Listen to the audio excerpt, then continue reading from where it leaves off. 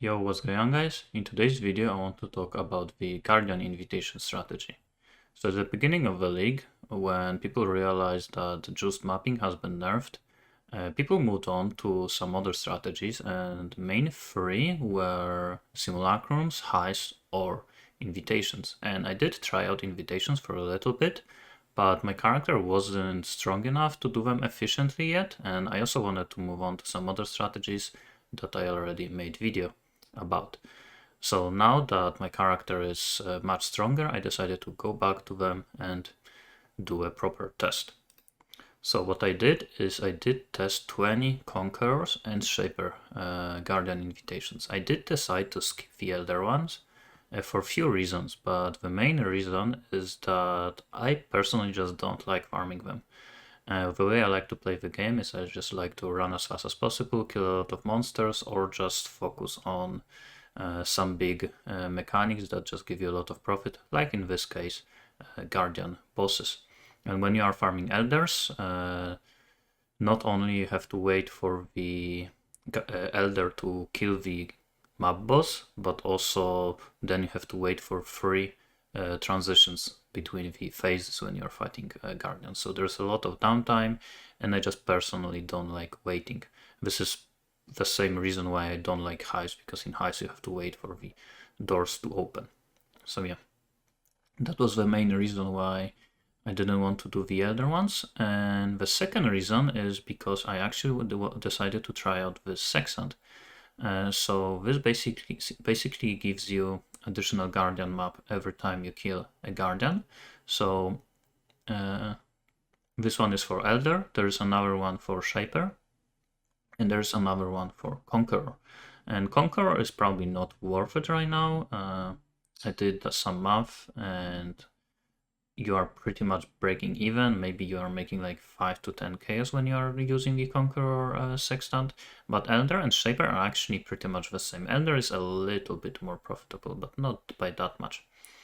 So when you are using this Sextant, you have to kill a map boss, and then you're gonna get the Guardian map. So when you're doing the Shaper map, you're just gonna get the additional map from the Guardian boss. When you're doing the Conqueror, the map boss is still alive, and after you kill him, you get the Guardian map, and then you enter a portal and kill the Conqueror. But when you are killing the Elder Guardian, the map boss is being killed by Elder, which means he doesn't drop any loot, so you actually don't get any Guardian maps from them. So that was the second reason why I didn't want to do it. And because I went for this Sextant, I decided to go for Wandering Path passive tree. So I went for all of the 1% chance for the maps to be duplicated, so 37% in total, thanks to all of the small passives to duplicate these maps, and it also works on the just normal Guardian maps that you draw from time to time. Obviously, since I'm going for the invitations, another important nodes are the Maven ones and the Guardian ones. And the nice thing about Wandering Path is that it disables the notable passives, but the Captivated Interest and Inevitable Ambush are keystone. They are not notables, which means they are still working. We are only losing Gaze into the Abyss, Pay for Play, and the most toys, which don't really do that much.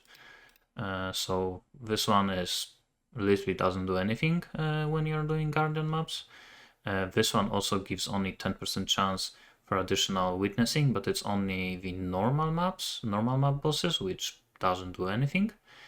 And this one is the only one that we are losing, so basically 25% chance for the Orb of Conflict to be duplicated, and 25% increased chance for the Awakened gem, which is a little bit of a loss, but it's not that big. Most of the Awakened gems are cheap anyway, and Orbs of Conflict are also pretty cheap. But what we are gaining is, instead of 3% quantity of items found in Maven Crucible, now we get 6%. So you are getting doubled duplicated chance bonus and doubled quantity bonus.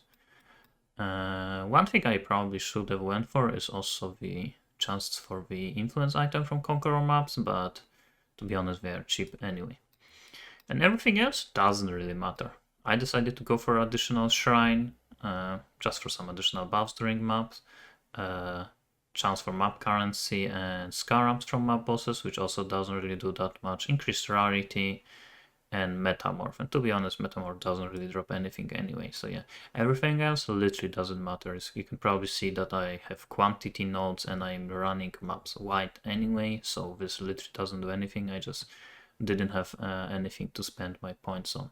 Like I said, I probably should have spent them on the additional influence items, but I guess that's too late. So yeah, this is my passive tree. And also the main difference between these three maps is that when you're running the Shaper Guardians, the map is always gonna be very long. All of the 4 Guardian maps for the Shaper are pretty long maps. But when you're running one of these two, you actually can horizon orb them. So, for example, when I would run tier 14, I would horizon them into Mesa. And Mesa is much faster layout, and you can reach a boss much faster. And same thing with Conqueror. For example, here I would roll it for Dunes, which is also a very fast map. So yeah, Shaper is gonna be fast boss fight, but a pretty long map. Elder is gonna be short map, but very long boss fight. And Conqueror is the best of both worlds. You can roll it for short fight, short map, but it's also pretty short fight. There's only one intermission at the beginning when you have to wait for the boss to finish talking. But also nice thing about the Shaper ones is that you can horizon orb them into different ones, so it's much easier to get full sets. When you're horizon these, you only horizon base, but you don't horizon the actual Guardian type. When you're horizon Shaper Guardian, as you can see, you can change the type of the Guardian, which is pretty nice thing. Okay, so now the invitation themselves, I would always go to the website, give me a second, called Path of Exile Regex. If you type Path of Exile Regex in Google, you probably should find this website. I'm gonna link it in the description if I remember about it. And here you can type basically quantity, at least 70, which is what I went for. And you're gonna get this text. You just type copy. And if you have a lot of, let's say, you go to one tab and you have a lot of invitations. Let me find empty tab. You put it in here, you type it, and then you can roll for at least 70% quantity. So I would do this and just roll it. Hopefully I'm gonna get it soon. And I got one. And now I would look at the mods, because some of these invitations are actually pretty hard. So I would have to skip some mods. So the mods I personally can't do is reflect physical damage, cannot regen, less cooldown recovery, and there was one more thing. I don't remember, but there are some modifiers that you are always want to avoid when you are doing any invitation. For example, consecrated ground, because it's gonna heal bosses very fast. Also, things like additional projectiles are very bad on formed invitations. Increased attack speed and increased attack speed for bosses are also pretty bad, but you can still do them. It's just if you combine, for example, 2 of them together, it's gonna be pretty bad. For example, when you have a monsters have additional life, and you combine it with monsters get additional energy shield, 40% energy shield from life. Like, both of these things together can be pretty bad. So you always have to look out for some kind of combos. Also, the bad ones for my build specifically were deal less critical strike damage and deal less physical damage. So, and also you have to remember that Height of Hubris is gonna duplicate them. So there is one that says monsters take 40% less physical damage. Because of duplication, that's 80%. So you're basically dealing 20% of your damage. So that's very bad for my mod, for my build. Okay, so now let me show you the example. So I'm gonna do the Shaper map, and then I'm gonna do the Shaper invitation. One of my captors refused redemption. So what I'm also doing is I'm weapon swapping to the Enhance, Faster Attack, Phantasmal Lipsam with Brightbeak and Prismatic Eclipse. I still have to be in my normal setup to get full rage. Then I press weapon swap, Berserk, and I'm just lip slamming through a map. Also, I would do the tablets if I find them on the way. You don't have to do them. I just personally like doing them. Here I am gonna skip it just to make a video a bit shorter. It's a wrong way. Now I'm gonna weapon swap to get some rage. Oh, I weapon swap too early. And let's go. So yeah, like I said, Shaper maps are pretty long, unfortunately. But I still prefer to do them than the elder ones. Now let's kill a mob boss. Oh, I forgot to use the sextant. But normally you would have a guaranteed chance to drop Guardian. This is the key to a crucible that stretches the sanity of the mind. And we killed 2 of them, and we got 2 fragments. Okay, so now let's do the invitation. So this one should be actually easy. It doesn't have anything bad. The only bad mod is unique bosses have 30% increased attack speed. So the way I like to do the Shaper one is I focus first on Minotaur. Because Minotaur, when he's gonna use his AoE, he's gonna just make constantly the whole arena in stones. So I like to kill him first. And then it doesn't really matter which one I go for. So let's hope I can kill him pretty fast, and he's already dead. If there was some kind of increased life mod on Invitation, he probably wouldn't have died instantly, but I would still probably be able to kill him pretty fast. And it's done. And full Maven Reed. Additional Guardian map. And I would always pick up all of the influence items and I would check their price at the end. So that was basically it in terms of the example. And also I would always drop either full Reed or 9 splinters. So now let me show you the results. So here's the result of the Conqueror map. So this is just a random loot, and here is just random loot from the Shaper one. And here is the actual loot from the Invitation and Guardians. So here you can see all of the Elder maps, mostly from the Sextant, and here are all of the Shaper maps, mostly also from the Sextant. So for Conqueror test, I decided to go for 10 Sextants with Elder maps and 10 Sextants with Shaper. And here you can probably already see the issue is that when I'm going to be selling them as a sets, I'm only going to be able to sell this amount of sets. And these maps are basically, I'm either going to have to buy the remaining ones to sell them in sets, or I'm just going to have to do this strategy again. And hopefully next time I'm going to drop the Purifier and Eradicator a bit more and the Constrictor, hopefully no more Enslavers. So it is a bit of RNG. But when it comes to Shaper ones, that's actually so much easier to sell, because now I can just take the Horizon Orbs. Let me identify these maps. And I can just Horizon Orb them. Put them in here. Horizon Orb them again. Now I need only Chimera. Got one. An additional one.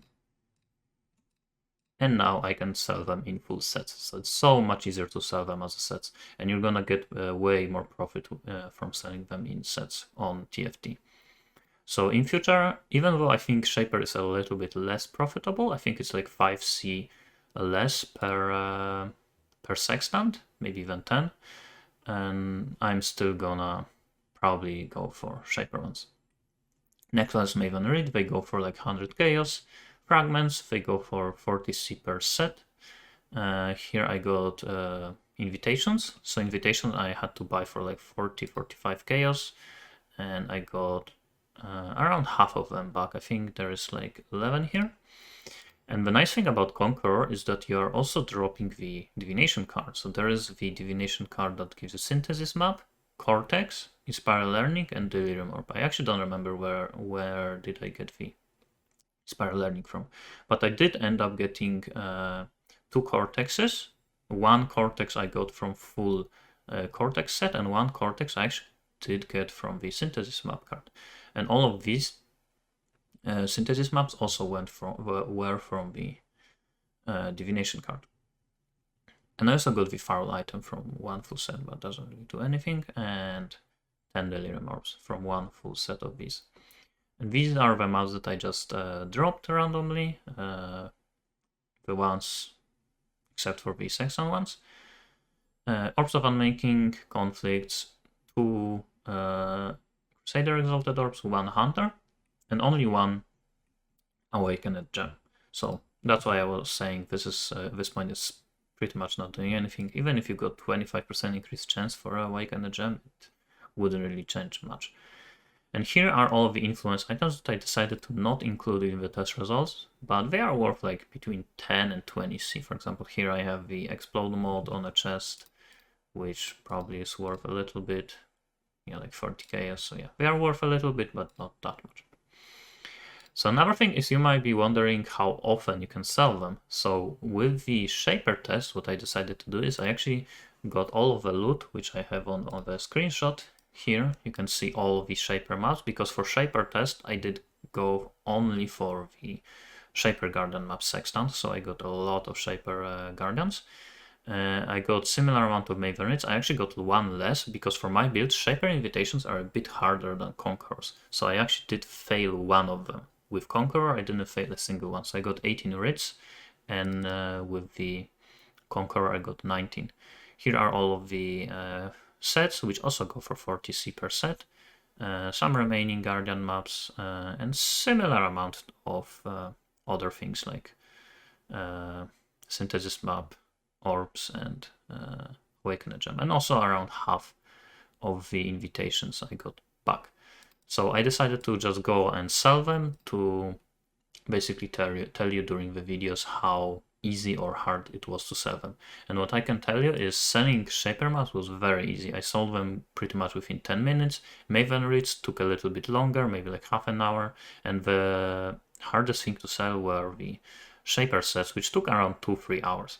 But what you have to remember is that you don't just wait in your hideout for like 2 hours and wait for them to sell. I would just post on Discord for every like 10-20 minutes the message that I'm trying to sell them, and I would just continue farming with other strategy. So you are actually not even losing that much time, because you can just farm in that time. So at the end of the day, you lose like less than 5 minutes of actually whispering and trading time. So yeah, here is all of the loot from the Shaper invitation. As you can see, I traded it for 31 divines and some more chaos, and we still have a lot of other loot remaining. Okay, so now let me show you the spreadsheet. So here is the loot from Shaper invitations. So I paid 17.5 C per map for Shaper maps. I was buying them, I think 75 C per set. You actually can buy them for 70, so you can buy them for cheaper. Invitations, I had to pay for invitation 40 C. And I also was rolling a lot of the invitations, so I did add additional 100 C for rolling them. And also the sextants, I was paying 60 C per Shaper sextant, and I used 20 of them.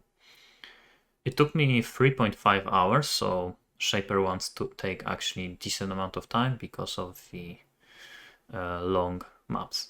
Here's all of the loot. You can see most of the profit came from the Maven Reads and Fragments, and quite a lot from the Garden maps. And if you remove the investment, you can see I pretty much doubled my profit from the Garden maps, but you have to remember this does not only include the maps that I got from the Sextant, but also any other natural Guardian map drops that I would get. And I also did include that in this all of the Elder and Conquer and Synthesis maps too. So basically it's this number, which is these all of these maps added together. So yeah, this is not only the Sextant, but yes, most of it came from the Sextant. I would say probably like 1.8k, maybe 2k came from the Sextant.